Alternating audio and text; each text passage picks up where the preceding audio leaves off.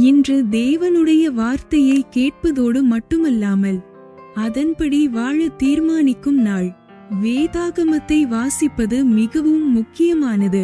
ஆனால் அதை நம் வாழ்க்கையில் நடைமுறைப்படுத்தும்போதுதான் தேவனுடைய சித்தம் நம்மில் நிறைவேறுகிறது.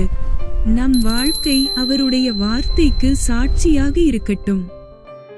நீங்கள் உங்களை ஏமாற்றுகிறவர்களாயிராமல் வார்த்தையை கேட்கிறவர்களாய் மாத்திரமல்ல, அதன்படி செய்கிறவர்களாயும் இருங்கள். யாக்கோபு அதிகாரம் 1:22. But be ye doers of the word, and not hearers only, deceiving your own selves. James chapter 1:22. கர்த்தாவே, உம்முடைய வார்த்தையை கேட்பதோடு மட்டும் நிற்காமல் அதன்படி வாழும் கிருபையை எனக்கு தாரும். என் எண்ணங்களிலும் வார்த்தைகளிலும் செயல்களிலும் உம்முடைய சித்தம் வெளிப்படட்டும்.